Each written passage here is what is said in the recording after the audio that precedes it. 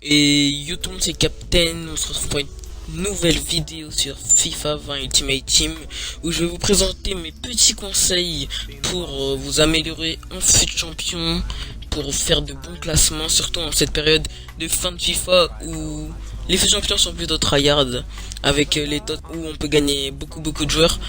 Par exemple avec la TOTS Ligue 1 qui a été l'un des FUT champions les plus durs je trouve ce week-end, mais je m'en suis bien sorti avec un hors 1, donc c'est plutôt pas mal. Donc je vais vous donner quelques conseils pour bien performer. Alors déjà au niveau de l'équipe, on va parler offensivement.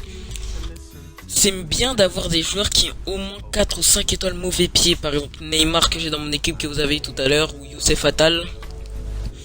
Et surtout pour les joueurs axiaux, tels que le numéro 10 ou l'attaquant, c'est hyper important. Après par exemple mon Depay et mon Griezmann, ils ont tous les deux 3 étoiles mauvais pied, mais je les joue sur les côtés, donc c'est pas trop un problème. Après on va passer au milieu de terrain. Au niveau des milieux de terrain, par exemple là mes deux milieux de terrain ce sont Emmanuel Petit et Savanier, TOTS 92. Ce que je fais c'est que j'ai à chaque fois un milieu de terrain plutôt rock, milieu de terrain dur, solide, comme par exemple là, Emmanuel Petit, et un milieu de terrain un peu plus vif, technique, tel que Savanier.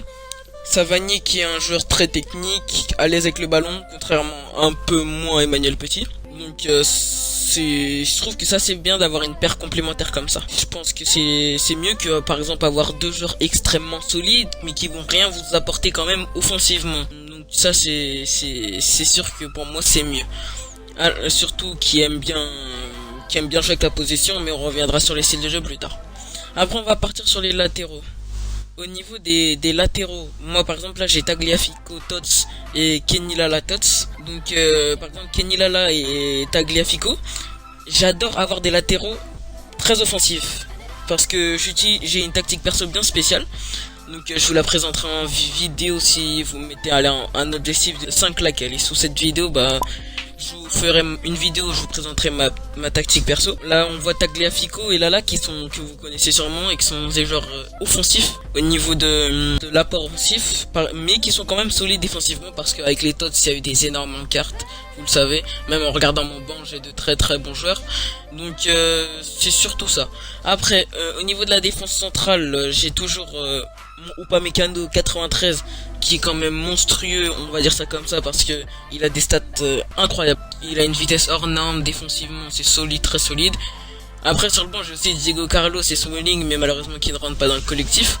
J'ai Giroud, oui, Giroud c'est pas le meilleur défenseur, mais c'est surtout pour le collectif qu'il est là, et que il est très fort quand même. Avec un style ombre qui lui fait passer un plus 10 en vitesse et lui donne 81.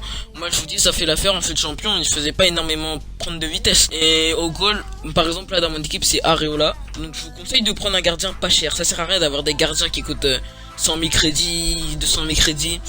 Les gardiens c'est très automatique, vous contrôlez pas énormément le gardien, à part si comme moi ou comme toutes les personnes qui savent jouer à FIFA correctement, vous utilisez le gardien Manu, mais quand même c'est pas hyper important. Donc il est bon, moi je trouve ça un Areola régulier. Je vais pas prendre un joueur qui coûte extrêmement cher pour un gardien de but quoi. Après le truc que je vous conseille aussi, c'est de faire votre propre tactique perso, ça pourrait être très important. Donc je pense que c'est quelque chose de bien faire, pas copier sur des youtubeurs ou streamers. Faites votre propre tactique perso. Au niveau de ça, on est bien. On va passer à la deuxième partie de la vidéo, qui est le style de jeu à utiliser en FUT champion. Je vais vous faire très vite au niveau de ça. C'est surtout que au niveau du style de jeu, pour moi mon style de jeu, c'est de pas avoir peur de jouer.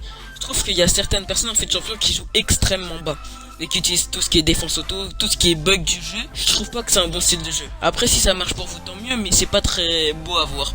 Moi j'utilise un style de jeu haut où quasiment tous mes joueurs sont dans la partie adverse quand j'ai le ballon. Après un bon bloc défensif c'est sûr qu'on en a besoin, mais pas non plus être extrêmement bas. Après je pense que pour faire un FUT champion faut espacer ses matchs. Très espacer ses matchs c'est hyper important. Parce que si vous enchaînez des défaites, à un moment donné ça va niquer votre FUT champion et là vous en voudrez. Franchement je pense que ça c'est hyper important au niveau des conseils, parce que si vous espacez pas, moi au début j'en ai fait les frais, j'enchaînais mes matchs et je me faisais bouffer à un moment donné, et là depuis que je me suis concentré, j'arrive à être plutôt compétitif avec Or 1 et des Elite 3. Que j'espère que ça c'est compris, parce que franchement ça sert pas à grand chose d'enchaîner ces matchs.